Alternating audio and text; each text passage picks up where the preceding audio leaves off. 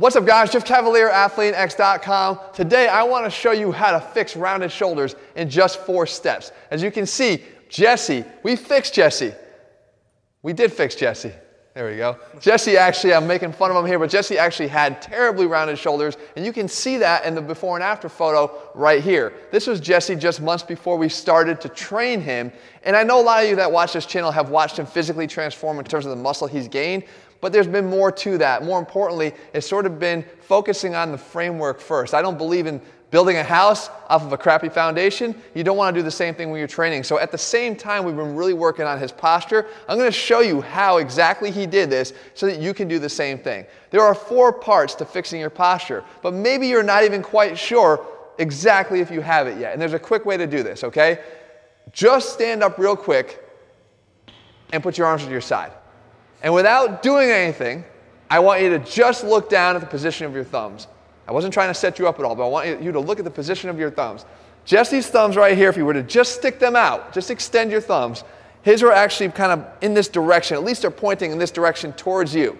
But a lot of you might find that your thumbs are pointing straight at each other. Because when they're standing in front like this, your arms are actually pointed here because your shoulders are too rounded. Now, of course, you can look in the mirror too and have validation of that. But the 4 things that you're going to need to do is, number 1, you're going to have to work on a joint. Number 2, you're going to have to work on muscles in terms of the ones that are too weak and you need to strengthen. Muscles that are tight, you're going to need to stretch. And then we're going to have to work on habits too, all right? So let's get started right away with the joint itself. Okay, so we talked about joint, and you're thinking probably what? The shoulder's messed up. If it's rounded, it's got to be the shoulder. But ironically, it's not. The joint that you're going to really want to focus on the most is your back, and more specifically, your mid-back, the thoracic spine, because what happens is this gets really, really adaptively tight on most of us, and when it does, and it starts to round out, what does it do? It takes everything with it, not just the head, but the shoulders come with it. But if we can get an extension through the thoracic spine, everything kind of goes back quickly. It's a lot faster way to fix it. Now, if you're an athlete, which a lot of our viewers are, you can get a tight posterior shoulder capsule, and if that's the case, you can do the sleeper stretch that I'm showing you right here, and that will help to actually attack the shoulder itself that might be making the head of the humerus here kind of skirt forward and be rounded. But in the most cases, that's not necessarily going to be your biggest thing. It's more going to be this mid-back. So what we can do here, I'm trying to keep this really simple so you don't have to have a lot of equipment, is you can get down on the floor and do what we think is one of the most effective stretches that you can do and mobilizations here for the mid-thoracic spine, and that is what Jesse's doing here. He simply puts his arms up over his head at about a 45-degree angle, and as he rotates back, he just tries to rotate and keep himself and his chest wide open. And what we're getting here is we're getting elevation of the arms overhead, but at the same time, we're getting this extension through the thoracic spine. So it's opening him up. And it's really easy. All he has to do is work on going to the left and to the right side. You do this just a few times each day, or at least 3 or 4 times a week, and you will start to see a huge difference. That was one of the main things he did to start opening this area up. If you want to start using equipment, you feel free to use a foam roller, put it across the thoracic spine, and work on trying to mobilize through that area. But again, I don't even think it's really that necessary. I think if you were a little bit more consistent with this, you'd have a lot better effect from doing that.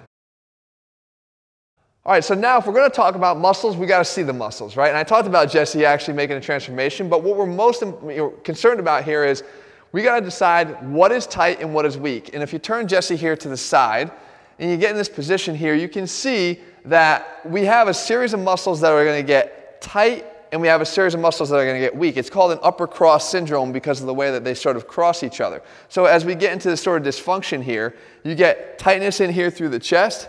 You get tightness in here through these muscles in the upper back here, okay, the levator and the traps. And then at the same time, because all this stuff gets stretched out, we get weakness through a lot of the muscles of the scapula. We get weakness of the muscles inside the scapula. We get weakness and tightness of the muscles inside the neck as well. So what we want to do is we want to correct this. So let's start with the stretching. With the stretching, the 2 that I'm most concerned about, because he's got all this internal rotation here of his arms, is the subscapularis, which is one of the 4 rotator cuff muscles, but it's the only one that internally rotates as opposed to externally rotates.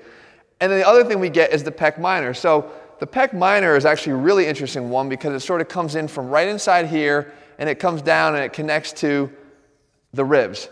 Now, what that would do, you can see if this got tight and I were to pull this down, it's going to pull the shoulder forward around this way. It's going to pull it down.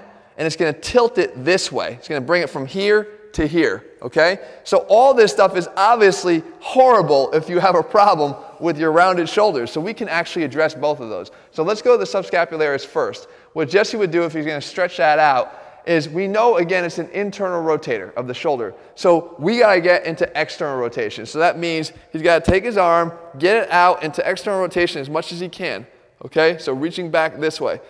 After he gets in that position, he's going to hook his arm up against something, the edge of a doorway. It's fine. All you're going to need to do all this stuff I'm going to show you is a band and a doorway. Get into this thing here. I'm going to show you from below here. You're striding out. Once it's hooked in here, you're just going to rotate your chest that way, over there, and try to keep reaching back here, like that. So Jesse, come on in. So he gets up into position here, external rotation. It should look like he's getting ready to throw a baseball as a pitcher. He strides out, he's in here, he's externally rotated, and now he starts to rotate all this that way. And you can feel all that right inside the armpit, right? Yeah. And that's the thing, you just want to hold that for about 30 seconds at a time. And again, do it a few times a week. It's going to really help to loosen it up. Now for the pec minor here. What he would do is he'd get himself into position here. He'd want to now do the opposite of those three things I just told you. If it's tilting it forward this way, he can use the edge of the doorway to actually keep it pushed back. Okay, so he's taking the door, pushing it into this to actually hold it back. Once he's there, the next thing is he can pinch his shoulder blades together to get that activated. And we'll show you again here what it looks like more in depth. And then as he gets there, now the last thing he needs to do, if it's trying to tilt him down this way, well, he can get it to go up by raising the arm up. So with that stretch, he can feel the pec minor being stretched right there. Yeah, I can. And you can see here on the muscle marker, you can see as he does it, how this gets stretched and elongated just by going through these three positions. So we actually hit the two biggest problem areas, the subscapularis and then here with the doorway, and we've got a big dent into correcting those tightnesses that are causing this problem. Now we got to attack the strengthening side of it. Okay, so now we got to get through the muscles. And the muscles we have are, again, they're weak. So if we strengthen them, we're going to help to get this stuff back. And we talked about if the internal rotators are tight, that means likely the external rotators are weak. So if we can get the rotator cuff to work, we'd be doing a good thing. If we can get the rhomboids, the muscles that pinch the shoulder blades together, we'd be doing a good thing. We're getting the shoulders back. If we can get the lower traps to work, that pull the shoulder blades back and set them down nice and tall, then that will be doing a good thing too. And if we could also get the serratus anterior, which is a muscle that's relied upon for stability of the shoulder blade too, to get it nice and back, then we can do that too. We need to incorporate all of these things into one exercise or at least two exercises because I want to try to keep it simple. So we use a band. So remember, just a wall and a band is all that's needed. The first one that we do is you take the band. It's a variation of a pull-apart. A pull-apart alone is not enough. If we do a regular pull-apart, what we want to do here now is make it better. So as we go to open the band up, what we're going to do is we're going to also try to externally rotate. So as he comes and pulls the band apart, he keeps trying to turn his thumbs back. So they're coming back in this direction here. So he doesn't just keep them here and point it up to the ceiling and just keep going back like this. He wants to go back and at the same time rotate the hands out. Right? Okay, perfect. Now do a couple of them. Now on the way back, he comes in nice and slow. And go back again. He's making sure not to feed into the problem even more because I told you that these muscles get tight, so show them what would look wrong. If you shrug this, if you shrug it up as you go, which a lot of people do, you're literally defeating the purpose of what you're trying to do. So you got to keep these down, and then you go back, externally rotate the thumbs all the way back behind you, squeezing as hard as you can here. And again, he's keeping this down. He reaches back, he's squeezing in through here, externally rotating the thumbs. They're basically pointing back towards you at the top, at the back there. Good. One more. Pull back. Right there. Good. Now what we're looking for here, and your rep scheme should always be, that's good just for that one, your rep scheme should always be 20 sets of 1 rather than 1 set of 20. Because quality, quality, quality. The problem is your muscles, they're there, they're just not firing right. So if we can get them to fire right, we're much better off. Now the last one we want to do is we want to work on the serratus. We want to work on the lower trap, so we've got to get the arms up over our head, and we can do it with the band. So here, now you can turn to the side a little bit. For here, what you're going to do is you're going to protract your arms out. So once you get in this tall position, get as nice as tall as you can from here. Now once you're here, you just reach your arm, right, you reach your arms out just a little bit, still keeping this nice and tall, just to get your arms protracted without rounding the back, because we don't want to do that. So we're here, protract. Now, maintaining that protraction there. He's going to turn the arms out again into external rotation just until he has good tension on the band. And now from here, he's just going to raise it up overhead. Just like that. And down and reset everything.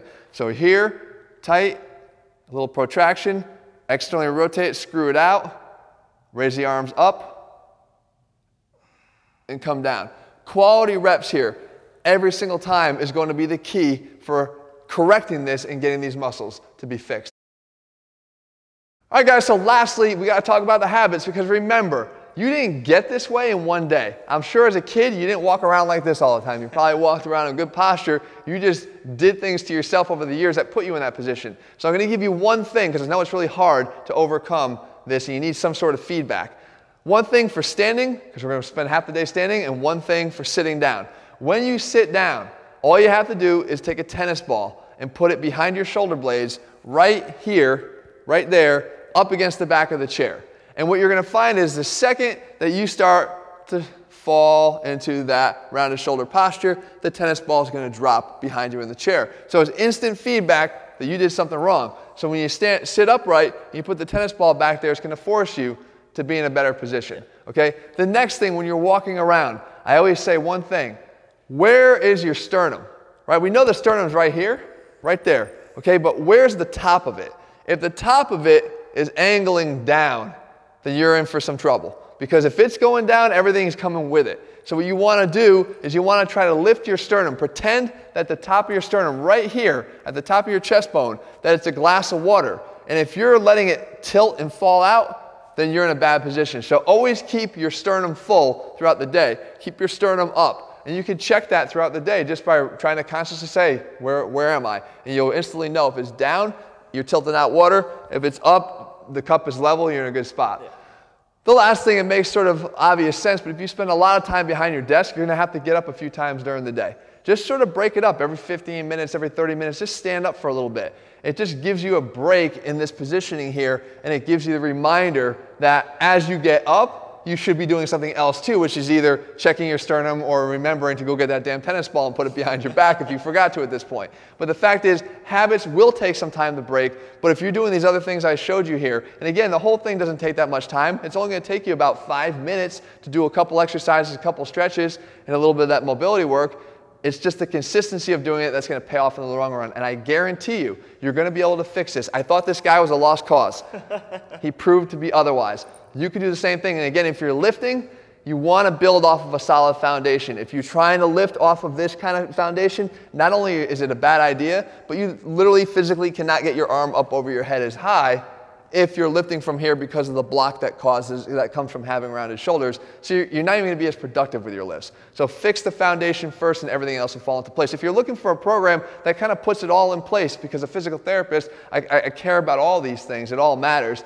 All of my workout programs contain all the building blocks that you need to put yourself in the best position to not just look your best, but function your best. Those are over at ATHLEAN-X.com. In the meantime, if you found this video helpful, leave your comments and thumbs up below. Make sure you share it with somebody else. We all know somebody that's got rounded shoulders. Make sure you send it to somebody and help them fix this problem once and for all. All right, guys, see you soon.